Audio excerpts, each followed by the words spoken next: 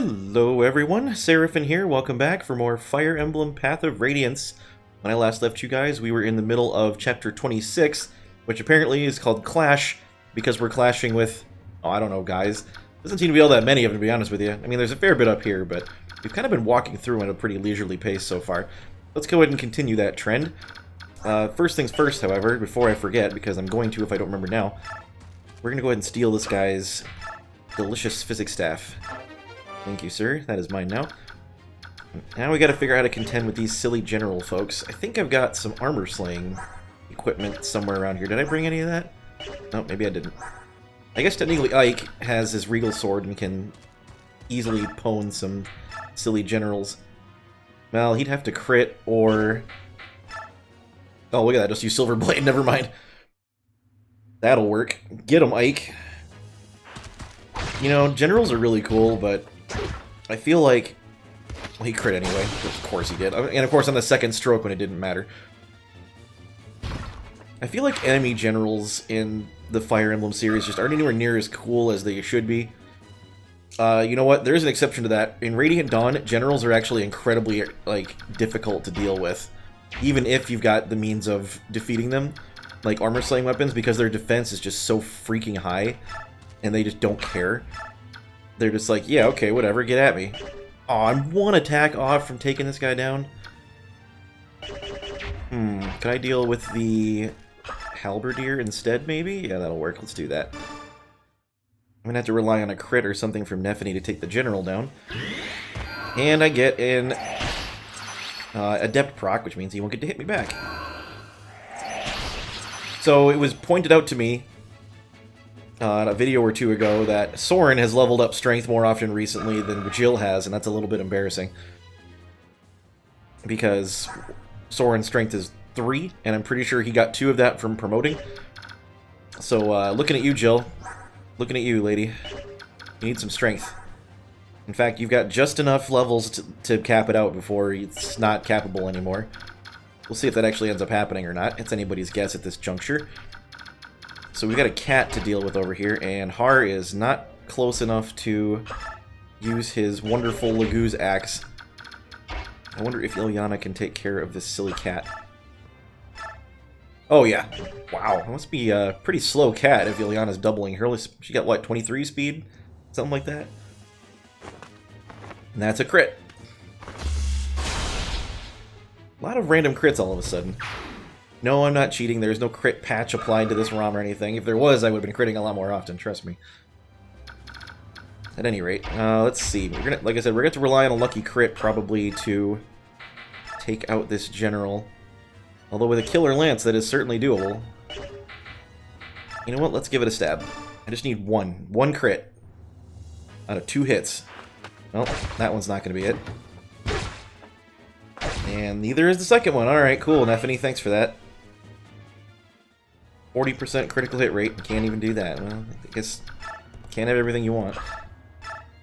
And Mist cannot quite deal with the sniper, but can she deal with the bishop? I bet you probably so. Yeah, easily. That's what I like having Mist around for when she's promoted, is not only is she a really good healer, but she's really good at taking out enemy casters. Her resistance is so freaking high that they can't hurt her. And her strength is passable enough that she can deal some pretty decent damage to them. So yeah, anybody who tells you that Mist is not a good unit, they're wrong. Sorry, they just are. Look at that. Nice. More strength, speed, luck. Her luck's gonna probably... I don't know if her luck or cap.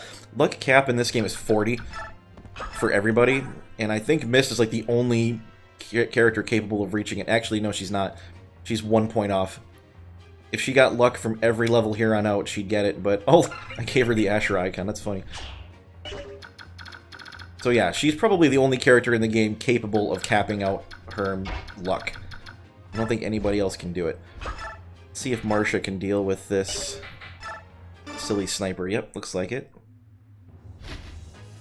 So, I don't know if we've actually talked at all about how transfer bonuses work between Path of Radiance and Radiant Dawn.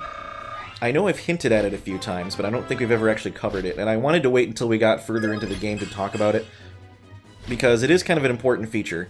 And it's the only... Path of Radiance and Radiant Dawn, obviously Radiant Dawn's the sequel to this one, but it is the only games in the series, I believe, I'm making sure I'm not wrong about this, going back through my... Nope, yep, this is the only instance, where you can directly... Like, how your gameplay progresses in Path of Radiance can directly affect what happens in Radiant Dawn.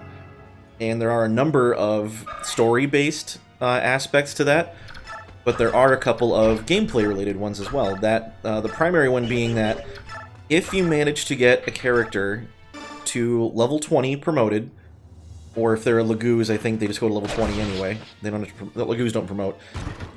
If you get them to max level in this game, any stats that they max out, when you re-recruit them in Radiant Dawn, because you get every single character back in Radiant Dawn that you get in this one, and then some, every stat that they capped out in this game that you transferred your save to, they will have an extra 2 points in that stat when you first get them. So, for example, if I were to get Ike to level 20 promoted, which I'm going to hope for, it's not hard to do, he's already got his speed and his defense capped out, so when I get Ike again in Radiant Dawn, he would have 2 extra speed and 2 extra defense than he normally would start with. Now, that doesn't sound like a whole lot, and in some ways it's not, but in other ways it's a big deal. Mostly because there are some characters that start out not quite as good as they otherwise should be in Radiant Dawn, and a couple extra points and some stats can actually make a really, really big difference in their performance when you first get them. And a big exception, or not exception, but a very big example of that is actually Jill. As we saw with Jill when we first got her, she was kind of, you know, she wasn't bad when we first got her, but she wasn't super great either. But obviously, all the investment we put into Jill, she's becoming an absolute monster now, which is good. But then when you get her again in Radiant Dawn, she's not really all that good. She's she's actually a little over leveled actually, but certain aspects of her stats are not quite where you would like them to be. Most notably her strength, ironically enough.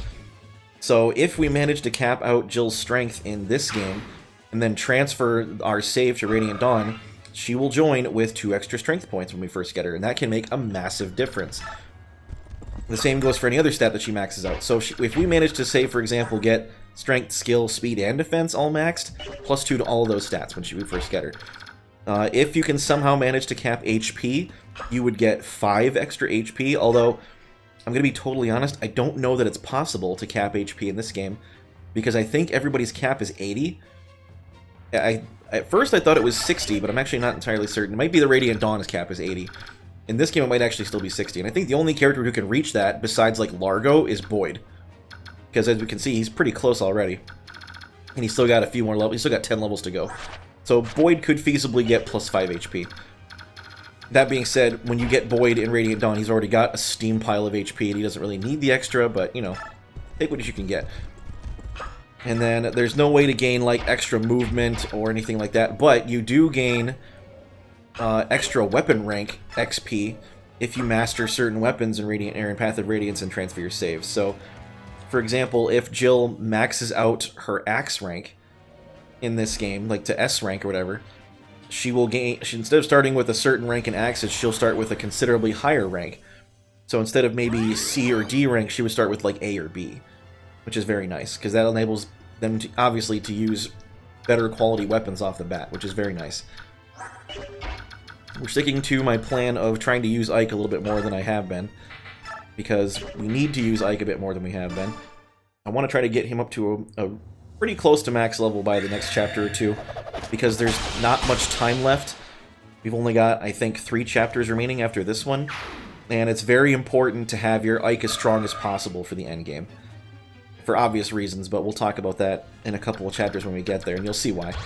I would think at this point it'd be pretty evident if you've played or seen me play any Fire Emblem games why it's very important to have your main characters be good if you can help it. Your main character very often is very pivotal to the end part of the story, either because they have something they need to do that requires them to be decent in combat, or because they gain a certain weapon that allows them to easily defeat the end boss. It kind of varies between games, but this game is no different. It's very important to have a good Ike in this game, put it that way. So we're going to be trying for that as best we can.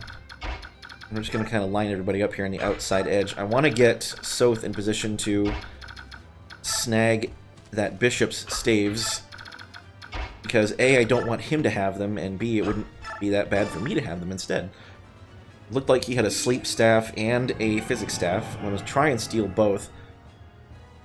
Although if he equips the sleep staff, I don't think I can steal it. Actually, you don't equip staves in this game.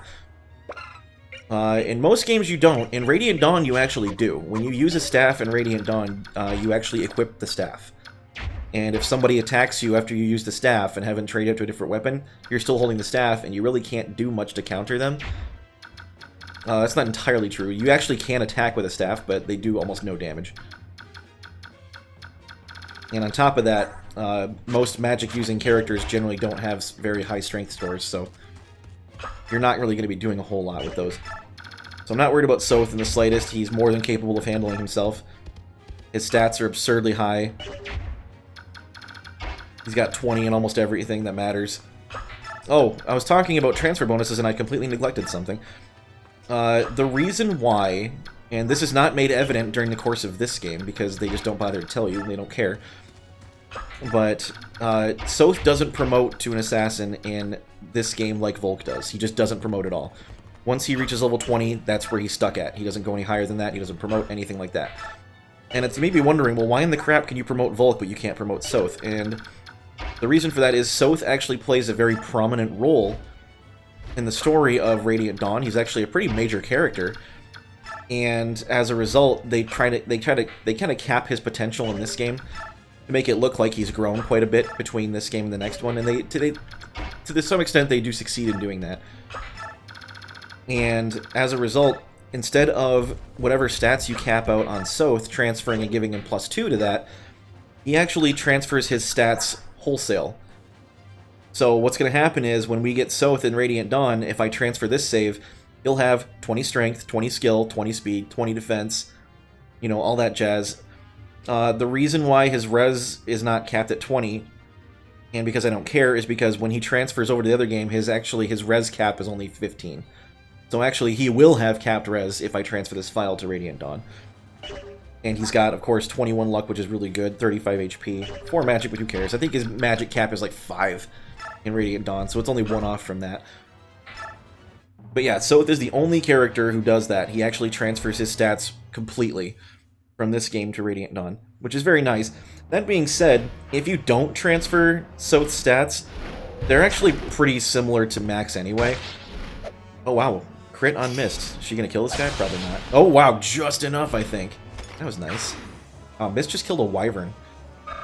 That's impressive. Of course, she's using the Sword of Love, so I guess it makes sense. Anyway, so yeah, if you don't bother to transfer, or if your Soth didn't turn out all that great, it actually, what the game will do, if there are any stats that you transfer over and that are higher from your transfer, then they'll use the higher ones from your transfer for Soth. However, if his base stat is higher in a certain one, then they'll just use the base stat, which is nice. Because honestly, his untransferred base stats are still really good. I think he still has 20 strength, not 20 strength. He's got like 18 strength, 20 speed, 20 skill, like 15 defense, and 10 resistance. He's still really a solid unit when you get him back. But if you take the time to train him up in this and transfer over, you can get him a bit better. Which is nice, because he's really, you get him very early on in Radiant Dawn, and he's very nice to have. Especially at a decent cap like he's at. Let's see if we can take out the tiger. Did that bishop use a staff on me? No, he didn't, did he? Didn't seem like he did. Alright, we're gonna have to hope for a crit here. Or an ether proc or something. I think I can do it. Questionably. We'll see how that goes. Yep, there's an ether proc. The thing with ether, I think his chance of procking it is equivalent to his skill as a percentage. And his skill goes pretty darn high. In other games, it's actually ether procs at like your skill divided by 2. But I think it's actually a straight skill in this one. So he procs it all the time. Which is nice. And in fact, there you go. Capped skill on Ike. Oh, I thought he kept it 30. He only caps at 27 in this one. Huh. Well, we only need to worry about capping strength on Ike. And resistance. It's only, by the way, Ike is 2 points from capping resistance. And he is 4 points from capping strength. His strength caps at 26. So yeah, our Ike is pretty darn solid. He's going to be an absolute beast to try to take down, which is exactly what you want in a main character, so I'm not going to complain about that at all. Let's go ahead and deal with this big old general here. I probably got enough, well, maybe not enough wind power, apparently. Wind power, like Soren is suddenly a turbine? He doesn't really spin all that much. Can you imagine if magic existed, we could just power like all of our generators with wind magic? Would that work? Do you think that's a thing that we could do? If magic existed? Just take all the big wind turbines and just spin them really, really fast and make more electricity? Or use water magic and just build big... Well, we already do hydroelectric dams and whatnot, but... I don't know. I think that'd be cool. I've been reading a lot of the Dresden Files. I mentioned that some episodes ago, and I think I'm on the 13th book now out of the 16-part series. So far. There's more to come, but I can't put it down. I really can't. I've been listening to probably a book or two a week at this point. I have them all on audiobook, thanks to a friend of mine. And yeah, I can't put them down. I've been listening to them nonstop, and I've only got a few left to go before we're done with what I can read, because there aren't any more yet. I think another one comes out in September, which is convenient, because that's right around my birthday, and I might just see if someone will get the new book for me when it comes out. I'm sure somebody wouldn't mind getting me a book. Most people don't mind getting me stuff like that, Mom. Historically speaking, I don't know if I've mentioned this, I'm pretty sure I have before, way back when I was playing through Castlevania, and I was talking about how I used to have an addiction problem to World of Warcraft, but it stems from earlier than that. My parents have never historically been very supportive of my gaming habits. Whether it's just recreational gaming like this, or, you know, in any context, really. Even with friends, they weren't really all that fond of it. They would prefer that I go outside and play a sport, which I've never done because I'm just not an outdoorsy person. I'm not super physically inclined to sports either. So, there is that, but it's not that I don't like being out. I mean, I really don't like being outside. It's not that I don't have an issue with the concept of going outside and playing sports and whatnot. It's just not my thing. It never has been. Growing up, I did play with other kids, and, you know, we hung out outside and played ball and whatnot, but, like, I knew from a very young age that I wasn't going to be the kind of kid that participated in sports and did any kind of outdoor activities and whatnot, because I just don't want to. More power to you if that's what your thing is. I respect the hell out of you for that. It's just not my thing. But anyway, so my parents, I have very conservative parents too, so they were never very fond of me spending all my time either hanging out with friends and playing games, or just sitting in my room and playing games by myself. And I would do it all the time, and then to this day, I'm sure they're not super fond of it. Mind you, that I'm a grown man, and I can take care of myself, I'm completely self-sufficient and whatnot, but it still bothers them how much time and money I spend on games and whatnot. So, generally speaking, when I ask for new games for my birthday or for something, they're not going to be the ones that I'm getting them from. It's going to be from other friends that I game with. And I get a lot of my friends' games for their birthdays and Christmas and whatnot, too, so it's kind of a mutual exchange situation. Oh, I could have stolen his physics staff. I already got one, that's fine. I got the sleep staff away from him, that's what we needed to worry about. Could have just killed him outright and not had to worry about stealing the thing. I could have just stolen the physics staff, too, actually. That would have been nice. Because I'm probably not going to use the sleep staff at all. Alright, Jill, strength, please. Oh, never mind. Alright, well, so Jill's not capping strength. I do believe I still have an energy drop in the convoy that I could save if I wanted to. If she ends up being 2 points off, I'm going to give her the energy drop and max her out. Because that's just, it's too valuable to have her with max strength going, or transferring into Radiant Dawn. It's too nice. It's a very important benchmark for her to try to hit. I just realized I've got a perfect little racing song set up right here, so I think we can do that. In fact, we'll add Ilyana to said song here. And then we can kind of move our group in here. I don't think there's much more in the way of reinforcements. Don't quote me on that, but I don't remember there being all that many. I want to keep racing around, but not too close that he gets wrecked by anything. So let's see if Nephany can take out the Swordmaster. I think she should be fine in that regard. He's got a Brave Sword. Ooh, spooky. Your Brave Sword does a whopping 1 damage to me, pal. And he can't even hit the broadside of a bard. Of course I crit with the Silver Lance, but not with the Killer Lance. Story of my life.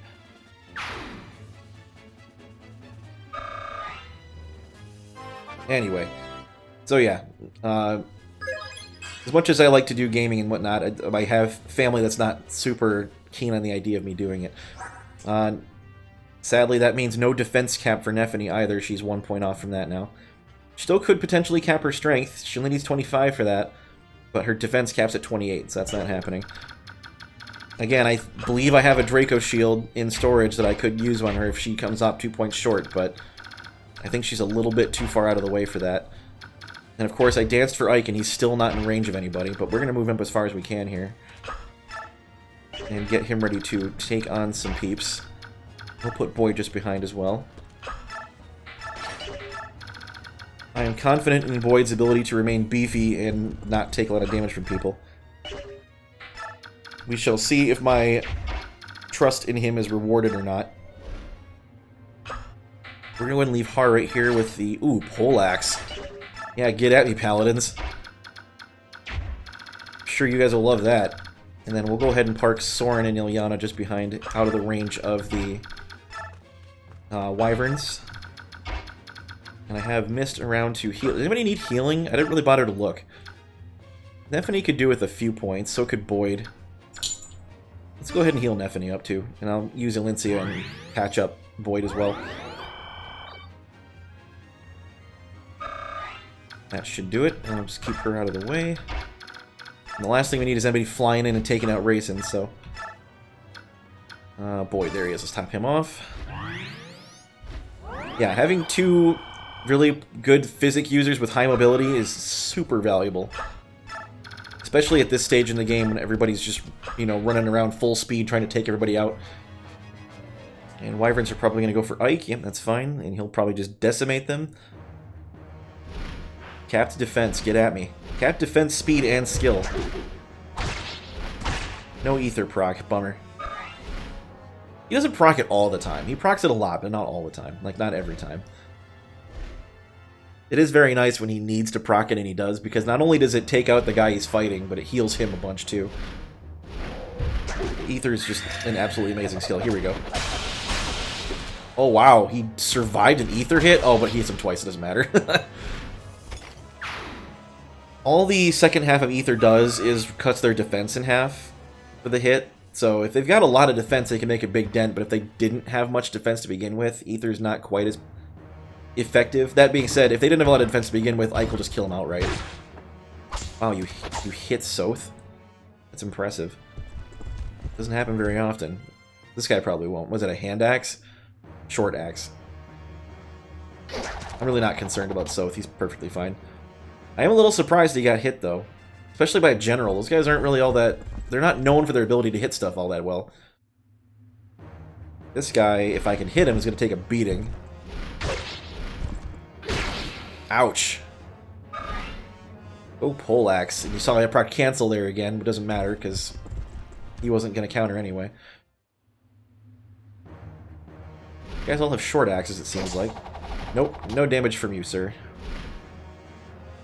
Sorry. Now, did I mention that the boss has a rune sword? I'd want to see if I can bait him into not using that. Let me see if I can bait him into using the spear instead and sticking a sword unit in his way, and maybe that'll work, because if I can have him switch to the spear, I can potentially steal the rune sword from him. Assuming that the stealing mechanics in this game works that if you speed tie, you can still steal. In the previous ones, that's how it worked. I don't 100% know that it works that way in this one. But I guess we'll have to find out. Oh, we got Wyverns behind us. What better way to deal with those than by sending our own Wyverns, I suppose. And Jill can... Oh, look at that. Just enough strength to take down the Wyvern in a single round of combat. And she crits anyway. Thus, it is irrelevant. Yeah, I'm not really concerned about Jill capping as far as her level goes. She probably will hit level 20. We've got 3 levels to go, and she's already level 15, so yeah, that's probably going to happen. I'm not really concerned about it. She'll cap speed. She needs 1 more point. I think she needs 4 more skill, so she might make it there. It's questionable. But yeah, unless I feed her the energy drop, she's not capping strength, which is sad. But, I mean, I like to save those items for this last stage of the game for that very reason. I did mention that before, right? Like, I was saving them for a reason.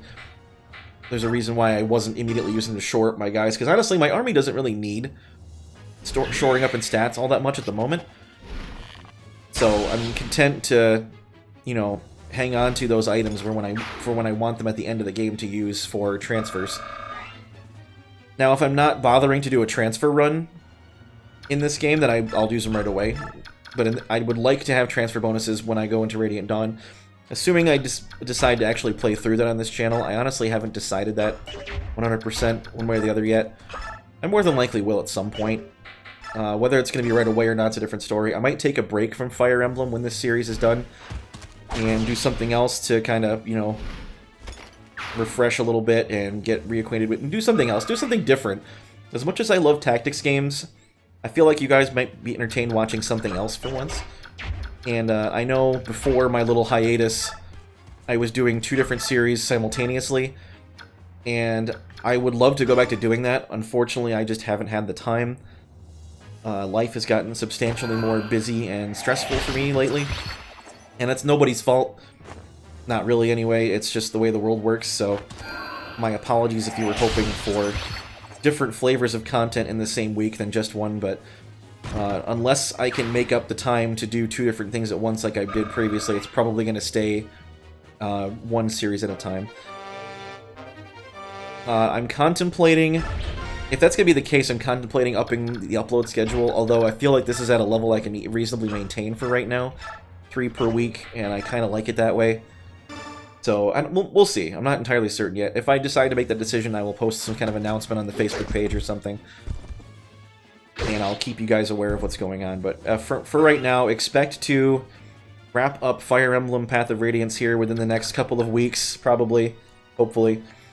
And we'll move on to something else. And we'll, if we decide to revisit with Radiant Dawn, it'll be sometime in the future. It won't be right away.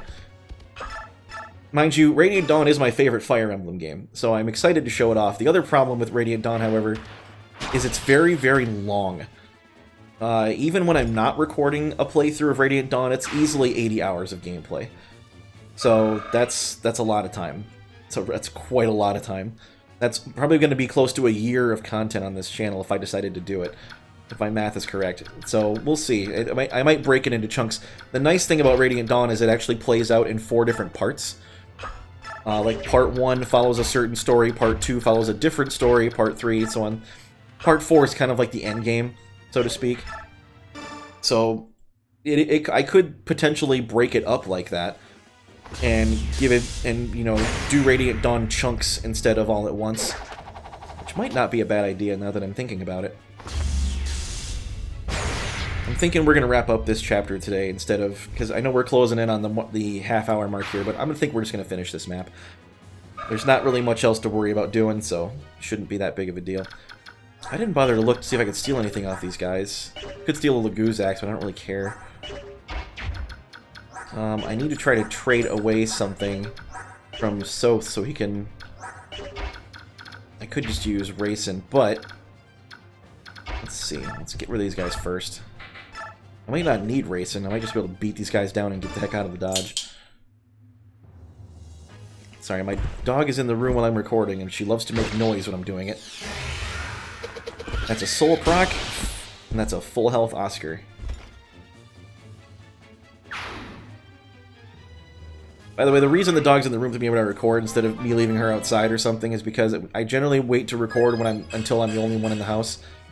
And if I leave her alone, she'll just be whining the whole time. So she's in here with me, and it keeps her quiet for the most part. Quieter than she otherwise would be. You'd probably be able to hear her through the door if I left her outside. She'd be whining so much. And I don't want anybody to think that I'm abusing my dog or something, because I don't. I love my dog.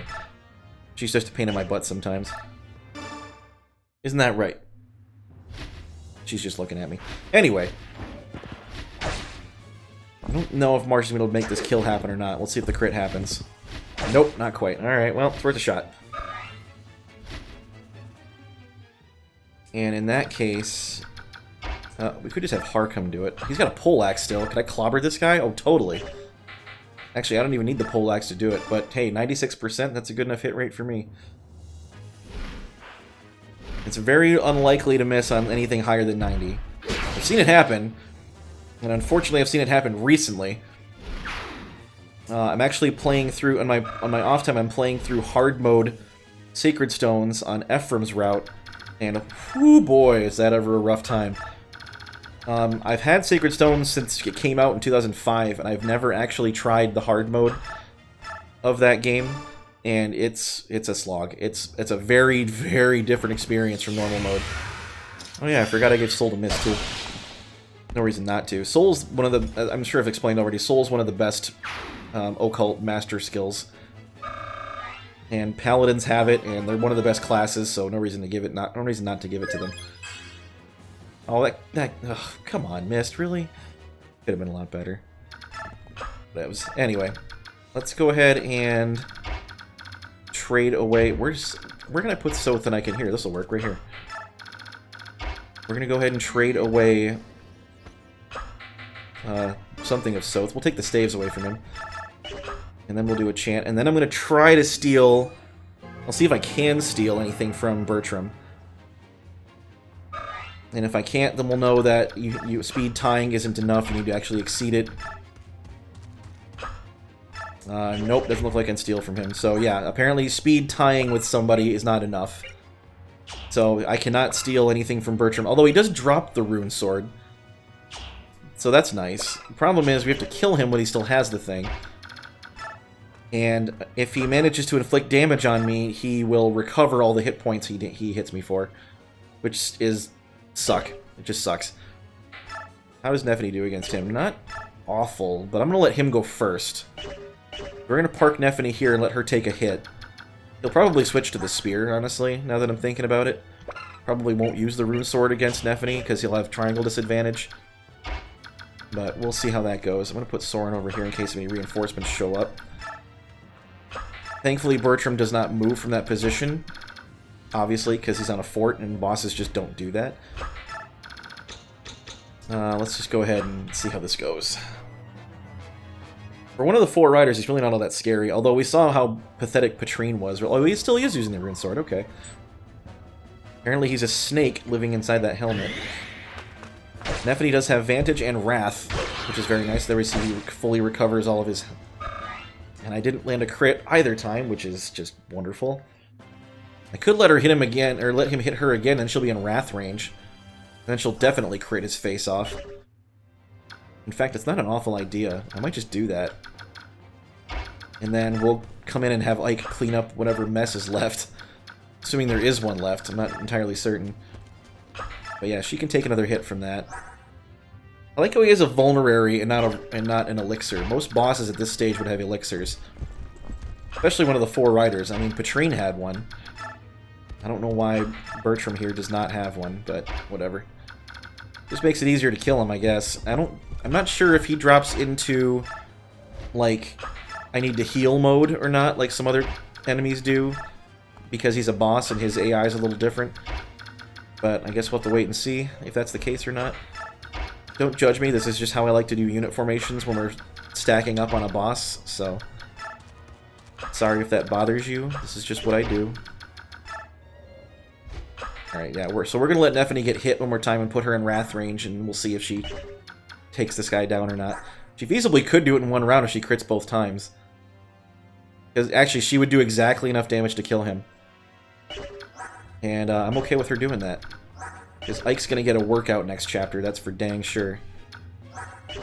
And we'll see all about that in a minute. So we're gonna go ahead and see if Nephany can take down the boss in a single round here. I mean, Ike did it to Patrine. There's no reason Nephany can't do it to Bertram. I'm forgetting she has Vantage. Oh, she's got Vantage, so she won't get to hit Wrath twice. We got Wrath once. There we go. So yeah, next time, if I can crit him one more time, he'll die. Question is, do I risk it? Because she's only gonna have... She has 39 plus 50 from Wrath, and he's got 8 luck. We'll have an 81% chance to crit. And if I don't, Nephany dies. So we probably shouldn't bother. I think we'll have Ike try to take him down. Doesn't sound like it's that big of a deal.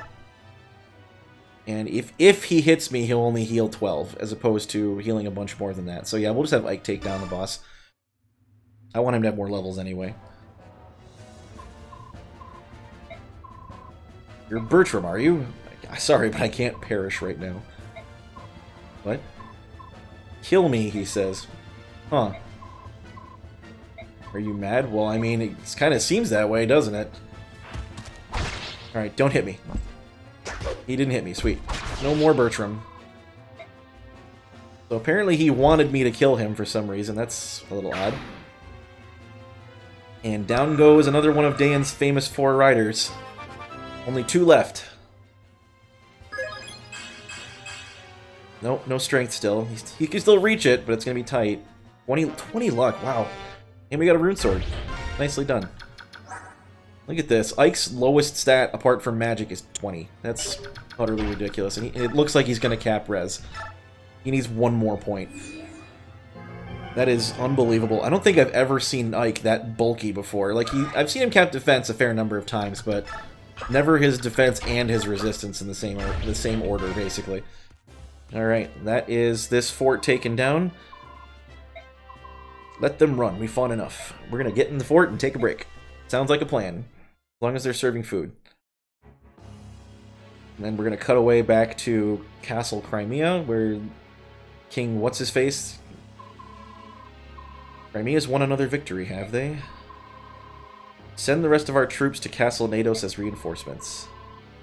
Put Hafed in charge. That would leave the capital protected only by the Imperial Guard. So this gentleman, Bryce, who I don't believe we've seen before up until this point, Bryce is the 4th rider. So we had Patrine, we had Bertram, the Black Knight is one, and then Bryce here is the 4th rider. So, and the king is telling him to deploy a different guy to the other castle, and only the Imperial Guard will be left to defend the king.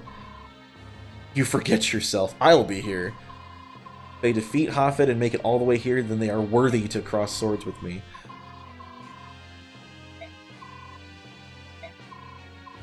As if I were what? Go on. As if you desire the Crimean army to continue winning and make its way here to you. I'll not deny it. So yeah, he really is a madman. He's throwing away his entire army just to get a chance to fight me. You desire Dayan's defeat? No. Dayan won't lose.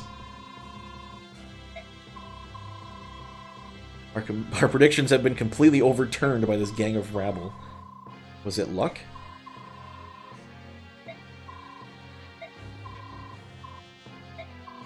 Nothing raises my spirits like war. Come, Crimea, let me be the one to consume your noble hearts. Yeah, he's well and truly insane, it seems like. Good times. Alright, and that's Chapter 26 taken care of, so we'll resume next time with Chapter 27, which is going to be a very pivotal time, and we'll see why when we get there. So, thank you for watching up to this point. I really do appreciate it. And feel free to subscribe to the channel and leave a like and a comment on this video if you are so inclined. I would appreciate any and or all of those things. So until next time, this has been Seraphin. Stay classy, internets.